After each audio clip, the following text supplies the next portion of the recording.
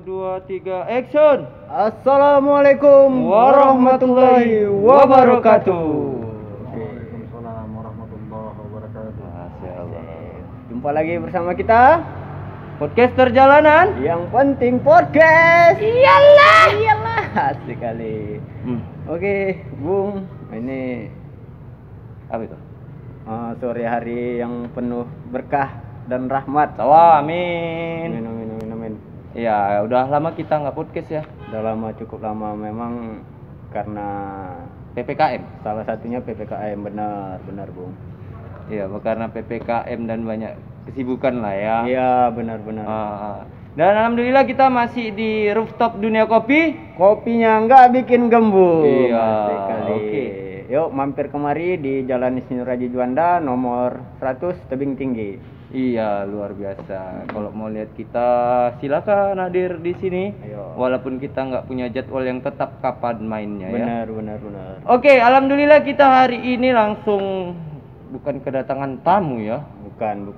Karena ini yang punya Dunia Kopi yang hadir. Benar. Owner Dunia Kopi. Iya. Siapa itu, Bung Irfan? Pak Elfijar. Ini dia. Selamat datang Pak Elfijar. Kok selamat datang nih ya, apa? Apa kabar Pak Elfijar? Apa kabar? Alhamdulillah baik. Alhamdulillah baik Pak ya. Luar biasa. Gimana Pak? Kira-kira selama PPKM ini? Sedikit banyak bagi kami pengusaha PPKM ini ya menurunkan pelanggan. Menurunkan pelanggan ya. Artinya pengunjung kita, pelanggan kita itu berkurang lah dari biasanya.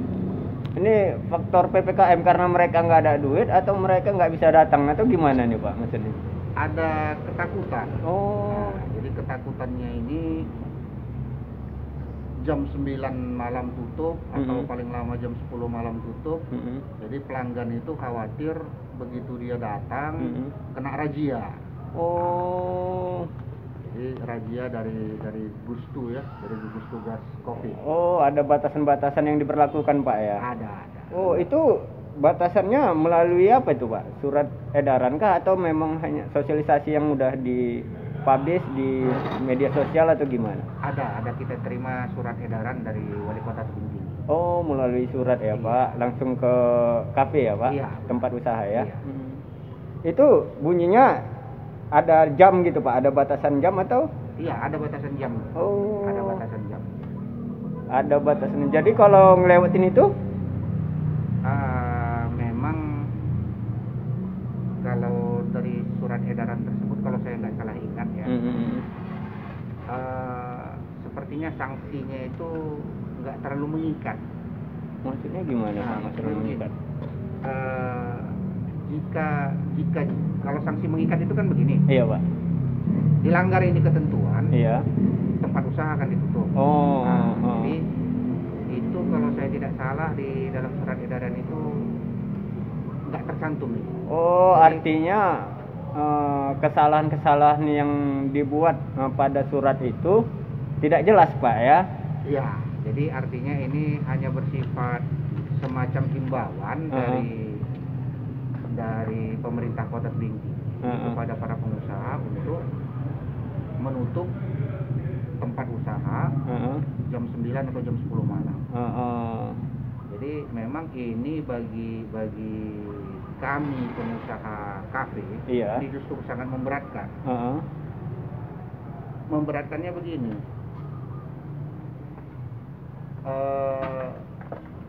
Justru di jam-jam tersebut, Iya Pak. itu yang lebih banyak pengunjung. Oh, Justru di jam-jam tersebut. di jam-jam malam ya Pak? Iya. Oh, kalau boleh tahu Pak, operasional Dunia Cafe ini dari jam berapa ke jam berapa Pak? Dari jam 9 pagi sampai jam 11 malam. Dari jam 12 11 malam. Oh, biasanya yang ramainya itu di malam hari ya Pak? Iya. Jadi begini. Ini sedikit ada pemikiran. Iya Pak. Pemikirannya begini. Dasar PPKM ini kan untuk penanggulangan COVID. Benar. Dasar PPKM untuk penanggulangan COVID. Jadi penanggulangan COVID ini apapun ceritanya pasti sedikit banyak akan berdampak pada dunia usaha. Benar Pak. Pasti akan berdampak pada dunia usaha. Jadi ini sedikit pemikiran. Iya.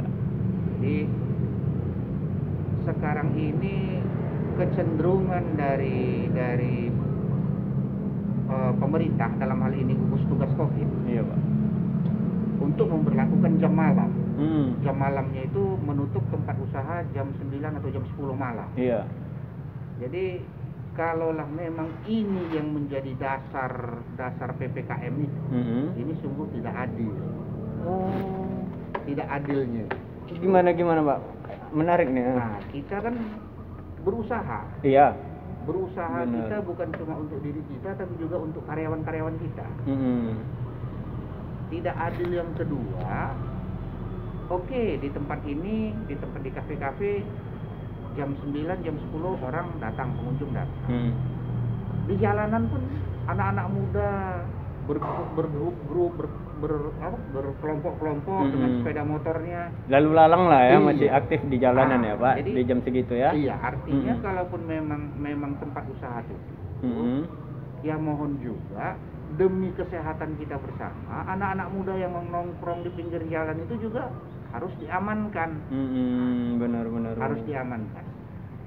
Jadi ya memang sedikit tidak adil dan ada kecenderungan ini semacam cerita burung di kalangan kami pengusaha. Iya. Nah, cerita burungnya ini tempat A nggak didatangi razia. Oh, benar. Tempat B didatangi razia. Jadi ini kan semacam tebang pilih. Jadi ada kecemburuan sosial di situ ya Pak? Benar. Ada kecemburuan sosial di antara pengusaha kafe kan. Ini akan berdampak buruk bagi pemerintah kota. Atensi ya, kepercayaan masyarakat kepada pemerintah kota. Benar. Jadi kita di dunia kopi ini, yang pertama kita adakan itu, menurut saya ya, pribadi. Iya Pak. Kalaulah memang itu tadi saya katakan, kalau memang jam malamnya yang diberlakukan, maka bukan hanya tempat nongkrong yang dirazia, tapi juga tempat-tempat pinggir jalan di mana anak-anak muda, di mana masyarakat banyak nongkrong dengan sepeda motornya, juga berkerumun. Kan? Benar. Di dunia kopi sendiri kita sudah sediakan tempat cuci tangan. Kita sediakan masker bagi pengunjung yang tidak memakai masker. Jadi artinya kita berusaha menjaga kesehatan kita bersama melalui yang dianjurkan pemerintah, protokol kesehatan. Tidak semua tempat usaha itu ramah. Benar. Tidak semua. Ada dari pagi sampai jam 8 malam itu dia nggak ada pengunjung. Jam 9 malam baru ada pengunjungnya 2 orang. Tiba-tiba datang razia menyuruh tutup. Kalau istilah sini baru buka dasar ya Pak? Benar. Baru buka dasar Udah disuruh diusir. tutup. Apa nggak naik spaning ini pengusahanya? Maka kejadianlah yang banyak kita lihat di YouTube. Pengusaha marah, begini. Sering terjadi chaos jadinya ya Iya. Pak, sama tindakan gugus tugas sama pemilik usaha. Benar. Ya Pak. Benar. Jadi kami pemilik usaha ini bukan tidak mendukung dunia kopi dan seluruh pengusaha-pengusaha kafe, insya Allah pasti mendukung. Iya. Bukan tidak mendukung, hanya saja pemikiran saya pribadi, PPKM ini mana yang dipentingkan? Jam malamnya kah? Iya. Atau prokesnya? Benar. Jadi gini Bung, Gimana itu? maksud Pak Pijar nih mungkin kan dunia usaha sudah lesu gitu kan. Iya. Terus diadakan batasan-batasan terkait surat edaran itu gitu kan. Iya. Namun dominannya gitu, bahkan hampir semua bahkan Iya. pemilik usaha itu sudah melakukan prokes ya. Jadi iya memang sepertinya ini pemikiran yang bijak dari seorang pemilik kafe atau pengusaha. Sebenarnya gugus tugas ini menyelesaikan mau menertibkan Pak, jam malam atau mau prokesnya, menekan prokesnya gitu. Karena sebelumnya ini kan mohon maafnya diperpanjang lagi ya Pak, setelah tanggal 21 ya, diperpanjang sampai 2 Agustus nih ya. Iya. Namun Benar. diberi kekendoran atau keluasaan itu boleh pengunjung hadir namun maksimal 20 menit. Benar, gitu ya Pak ya. Benar. Iya. Jadi begini, pemikirannya begini. Makanya saya tanya, mana sih yang lebih dipentingkan, prokesnya atau jam malamnya? Benar. Jadi kalau saya pengusaha paling takut tempat usahanya ditutup. Pasti, benar. 2 minggu saja dunia kopi tidak beroperasi, itu saya sudah mandi keringat itu. Mandi keringat apa? Bayar gaji, bayar ruko, sewa ruko, segala macam. Operasional lah ya Pak. Benar. Jadi karena pengusaha ini paling takut dia tempat usahanya ditutup, supaya juga tidak ada kecemburuan di antara kami sesama pengusaha yang efeknya akan membawa nama buruk bagi pemerintah kota, dalam hal ini Gusmu, dan tidak adanya tebang pilih. Sebenarnya kalau saya ini gampang-gampang susah. Gampang-gampang susahnya begini. Datangi seluruh tempat usaha di Kota Tebing Tinggi, apakah kafe, restoran, segala macam. Yang memang menampung pelanggan gitu ya Pak. Yang berpotensi untuk orang berkerumun. Datangi, sediakanlah negara, dalam hal ini pemerintah kota menyediakan 1 lembar surat pernyataan dan 1 lembar materai untuk ditandatangani oleh pengusaha. Tujuannya? Isinya bahwa kafe ini atau resto ini akan melaksanakan prokes. Prokes itu dalam hal ini kan menyediakan tempat cuci tangan. Iya. Pelanggan memakai masker, Jaga jarak. kemudian jaga jarak. Nah, jaga jarak di sini kalau 1 meja 4 orang menjadi 2 orang kan begitu. Benar. Menjadi 2 orang. Jadi kalau sudah begini, itulah isi surat pernyataannya. Bila kedapatan pengusaha melanggar, maka akan diberikan peringatan tertulis yang akan dipasang di pintu masuk. Dengan surat perjanjian itu tadi pengusaha itu nggak berani bermain-main ya Pak. Benar. Prokesnya ketat ya Pak. Karena Kalau melanggar akan ditutup gitu ya. Tapi ada dulu surat peringatan, karena begini, kadang-kadang pelanggan ini susah, dia datang 4 orang. Nah, datang 4 orang kita nggak mau beda meja ya Pak. Harus satu meja gitu ya. Jadi makanya jika kedapatan dia melanggar, tempelkan surat peringatan di papan, di pintu ini masuk.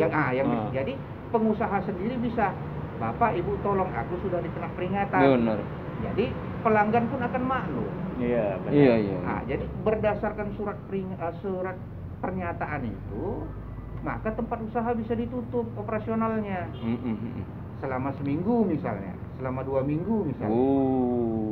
Otomatis pengusaha pasti akan melaksanakan prokes ini. Menarik Pak ide gagasan Bapak, karena memang mungkin itu ide dari kacamata seorang pengusaha. Namun Pak, kacamata ini ya gugus tugas lah dalam hal ini, apakah hal yang Bapak inginkan atau Bapak cetuskan tadi itu bisa mengurangi dampak pandemi? Sekarang begini, atau mohon maaf ya, bukan mengurangi, tidak menginfeksi pelanggan terkena pandemi COVID. Kalaulah memang kekhawatirannya bahwa bisa pelanggan bisa terkena kan gitu, maka seluruh tempat usaha akan tutup, orang akan di rumah saja, nggak boleh keluar. Kalau itu dasar kekhawatirannya. Benar. Kalau itu dasar kekhawatirannya. Iya benar. Namun hal ini kan saya sendiri nggak mau saya terinfeksi. atau terkena. Kenapa? Pasti. Keluarga saya ada. Benar. Iya. Otomatis saya akan menjaga diri saya. Iya. Ketika saya menjaga diri saya juga akan menjaga pelanggan saya. Iya benar. Itu seiring. Nggak bisa sendiri-sendiri dia. Betul. Jadi sekarang yang menjadi masalah itu orang berkerumun. Orang berkerumun dengan tidak memakai masker, kemudian dengan tangan yang lasak begini. Maksud saya begini, alur penularan ini setahu saya itu dari tangan. Tangan menyentuh benda atau menyentuh sesuatu yang sudah terkena virus. Misal orang bersin ke meja, sementara dia sudah menderita COVID. Virusnya lengket di meja. Kemudian datang si B menyentuh meja itu. Nah, menyentuh meja itu, si B lalu karena hidungnya gatal dikorek-koreknya. Akan terinfeksi jadi. Artinya kita di sini sudah kita budayakan itu cuci tangan. Iya. Disinfektan. Iya. Jadi cuci tangan artinya pelanggan yang masuk cuci tangan pakai sabun kita sediakan. Setelah dia cuci tangan, meja-meja yang telah ditinggalkan oleh pelanggan itu kita lap ulang. Kita semprot dengan Disinfektan. Oh, seperti itu ya, Pak? Iya. Jadi ini kan upaya menjaga diri sendiri dan menjaga orang lain. Iya, benar. Jadi menarik nih, Bung. Arah dari pengusaha ini memang apa sih gitu? Penanganan COVID-nya atau jam malamnya seperti yang dibilang Pak Bijar tadi gitu ya. Maunya kan Bung, kita semua itu kan berharap pandemik ini teratasi. Benar. Namun jangan juga sampai memincangkan putaran usaha roda para ekonomi, roda ekonomi benar. termasuk pengusaha, apalagi mohon maafnya yang sangat terdampak ini pemilik kafe, coffee shop. Iya, benar. Kebanyakan Pak jam malam ya Pak pengunjung kopi shop. Benar. Kalau 20 menit yang saat ini disarankan pemerintah, itu kan lebih tepatnya mungkin ke rumah makan Padang, ya kan? Karena kalau ngopi 20 menit, berarti pesan panas langsung habis ya, Bung? Iya, Pak, pesannya aja mungkin 10 menit baru datang, 10 menit minum, ditelan-telan gitu aja. Iya, benar. Oh, Pak, kembali lagi juga pemerintah mencanangkan ini, Pak. Order online. Itu gimana menurut Bapak sebagai pengusaha lah? Apakah itu efektif, efisien, atau malah menurunkan ini pendapatan? Jadi dunia kopi sewaktu itu kita sudah daftar untuk order apa namanya? Online. Order online. Beberapa apalah Take away lah, take away. Iya, beberapa aplikasi. Ojol ya. Alhamdulillah 1 bulan itu order online kita cuma di bawah 10-an. Allah. Di bawah 10 ini, 10 order. 10 orderan iya. Yang kedua, orang kalau mungkin kalau pesan jus apa mungkin nggak terlalu bermasalah. Tapi kalau pesan kopi, orang enaknya minum kopi ini hangat-hangat diseruput kan begitu. Seru, iya. Benar. Nongkrongnya yang enak ya Pak. Ngobrol ngawur ngidulnya ya. Benar. Jadi kalau pikiran saya, bebaskan pengusaha ini, tapi dengan catatan prokesnya ketat. Seperti yang Bapak bilang tadi ya. Iya. Jadi bagi petugas nggak usah rame-rame mereka naik truk untuk keliling-keliling kota tebing. Cukup 1 orang naik kereta deh. Intip, dunia kopi telah melanggar prokes. Datangi, Bapak telah melanggar prokes, ini perjanjiannya, ini surat pernyataannya. Betul. Besoknya pasang peringatan pintu masuk dunia kopi. Nah, ternyata kali yang kedua dunia kopi melanggar juga. Otomatis saat itu juga tutup, segel. Oh, berarti ada beberapa peringatan ya, Pak? Satu kali peringatan. Satu kali ya. Karena ini kita kan kalau terlalu banyak peringatan, itu akan nampak juga pengusahanya tidak serius. Kita serius, pengusaha serius. Kasihkan. Kenapa perlu surat peringatan ini? Ini untuk mengingatkan pengusahanya sendiri dan mengingatkan pelanggan. Contoh, ada 4 orang mau masuk mau minum di dunia kopi. Iya. Sementara kita sudah dapat peringatan sebelumnya, Iya. tapi tidak ada suratnya kan begitu, Iya. yang ditempelkan di pintu masuk. Iya, Pak. Kita katakan, adik, sebut anak muda, adik, nggak bisa. Kalian kita ada aturan jaga jarak. Iya. Kita ada aturan jaga jarak. Wah, nggak bisa lah om, begini. Kan begitu. Tempat lain bisa katanya. Kalau memang tempat lain bisa, silakan. Oh, jadi memang Berarti- para pengusaha kafe ini memang sudah ini ya Pak, sudah diatur oleh Benar. aturan tadi. Perlu adanya keselarasan terhadap Keselarasan, kebijakan itu iya. ya. Jadi maunya Pak Pijar tadi solusinya ini bangun komitmen nih di antara pengusaha gitu, khususnya pengusaha kopi Pak ya, bahwasanya berlakukan protokol kesehatan. Kalau yang melanggar ini panisnya gitu kan. Nah, solusinya seperti itu. Iya, benar. Jadi begini. Mm. Nah, jadi begini. Artinya yang melaksanakan ini adalah pemerintah. Iya. Nah, ya kan, dalam hal ini Tugas kopi, tugas. ya kan? Iya benar Pak. Jadi kita hanya mengikuti aturan main yang mereka ciptakan. Oh. Dengan itu tadi pemikiran saya. Kalau aturan mainnya seperti ini kan seluruh pengusaha resto, seluruh pengusaha kafe, ini kan mendapat surat ini. Benar nggak? Benar. Ketika saya melanggar, saya masih menerima tamu dengan tidak melaksanakan prokes, kan saya sendiri yang bunuh diri. Benar. Kalaupun pelanggan saya datang mengatakan, oh tempat lain bisa, dengan adanya surat pernyataan ini, seluruh tempat usaha, kafe ataupun resto di Kota Tebing Tinggi tidak akan berani tidak melaksanakan prokes. Benar. Baik Pak, itu tadi aturan itu kan lebih cocoknya ke kafe dan resto. Bagaimana supermarket Pak? Yang notabene-nya ya contohnya supermarket swalayan, yang di situ orang memang berkumpul, yang mana bisa diatur dengan meja, rak-rak belanjaan itu kan orang ya seliwer-seliwiran bahasanya. Itu kan jadinya yang Bapak idekan tadi kayaknya nggak bisa terimplementasi. Betul.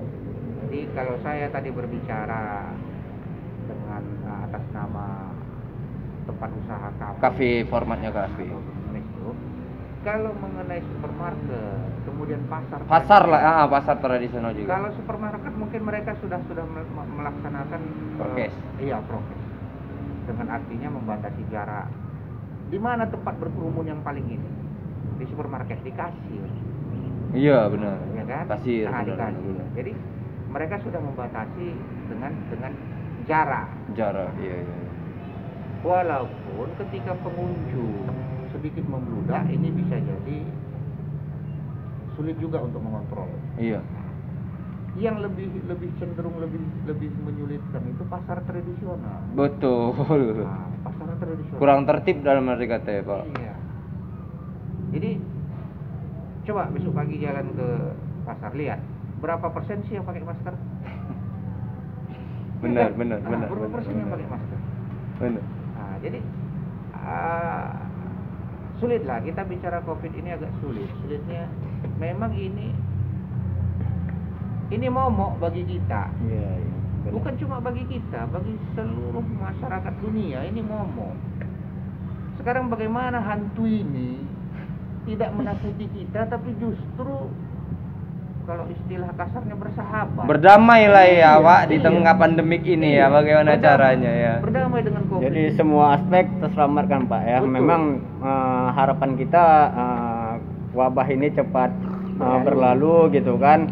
Kita masyarakat juga mengikuti aturan pemerintah, kita menjaga kesehatan, tapi yuklah jangan tebang pilih gitu Pak ya. Betul. Mungkin terakhir Pak, harapan Bapak bagaimana nih Pak? Kalau harapan saya ya apapun keputusan pemerintah untuk menanggulangi COVID ini, saya pribadi mendukung sepenuhnya. Menunggu ya. Hanya saja mohon pemerintah juga memperhatikan. Memperhatikannya apa? Kami pengusaha juga punya beban dan tanggung jawab tersendiri. Betul. Jadi supaya ini sama-sama bisa berjalan, seperti saya katakan tadi, bersahabat kita dengan hantu ini. Iya. Berdamai di tengah badai ya, Pak. Kalau sekarang ini kan kita ditakut-takuti dengan hantu ini. Sana ada hantu, sini ada hantu. Sekarang ini bagaimana kita bersahabat dengan hantu? Ya artinya apa? Kalau kita sudah bersahabat, maka dia tidak akan merusak banyak aspek. Betul. Tapi kalau tetap kita jadikan ini momok, jadi hantu, maka hampir seluruh aspek akan dia serang. Bukan cuma badan kita, kantong kita, pikiran tenaga kita. ya. Jadi Benar. ya harapan saya kepada pemerintah ini. Pak, satu lagi mungkin ya Pak dari saya pribadi ini, mana yang Bapak pilih antara ide Bapak tadi atau bantuan UMKM atau bantuan ke pengusaha yang mungkin agak sedikit dibesarkan? Sekarang begini.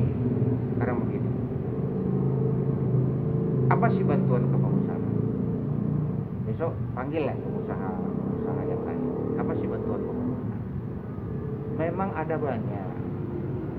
Kita mendengar bahwa negara mengucurkan bantuan UMKM. Benar.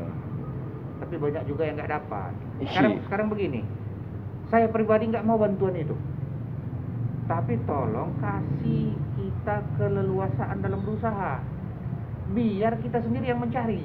Dengan tetap menjaga protokol kesehatan, Pak ya. Dengan prokes yang super ketat. Benar. Nah, jadi sekarang bantuan. Saya punya 4 orang karyawan. 1 bulan gajinya 4 juta. 1 bulan. Bantuan per 3 bulan, Pak. Bantuan per 3 bulan. Yang paling tinggi 2.400.000. Benar, tapi kalau yang dapat pun yang usahanya aja, pegawainya enggak, Pak. Iya. Benar. Atau kalau pegawainya yang dapat, ya kita juga konyol kan. Pengusahanya gigit jari kan. Iya. Jadi kalau saya, itulah apa saya. Berikan kami keleluasaan untuk berusaha dengan prokes yang super ketat. Tetap ide tadi Bapak pilih ya. Iya. Jadi jangan berlakukan jam malamnya. Berlakukan prokesnya. Iya. Karena Pak, virus ini senantiasa setiap saat ya, nggak melihat jam ya Pak ya. Jadi artinya kan konyol. Konyolnya begini. Bolehlah. Kapan apakah malam-malam anak muda ramai? Iya. Tempat-tempat nongkrong ya, kafe, resto udah sunyi. Betul. Tapi di pinggir resto, Sungai Padang ya, PLN. Wah, di situ banyak itu anak-anak muda berkerumun. Di Simpang Dolo banyak itu anak-anak muda berkerumun. Ini kan nggak adil bagi kami. Oh, Ya nggak adil. di situ tadi ya kesenjangan sosial atau rasa tebang pilihnya ya.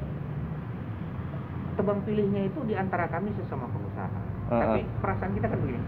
Kami pengusaha mau berusaha mencari rezeki untuk anak istri, untuk karyawan kami disuruh tutup.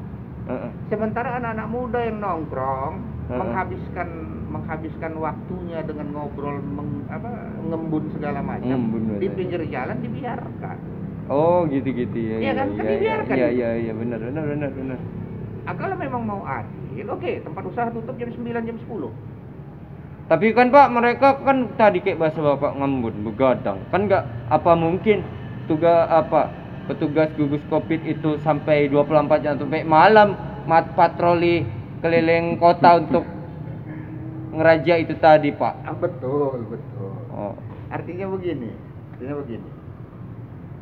Kita belajar kan dari lingkungan. Kan gitu. Kita belajar dari lingkungan keluarga, lingkungan tempat tinggal. Mereka nggak bisa nongkrong di mana-mana. Iya. Akhirnya di pinggir jalan, kan gitu.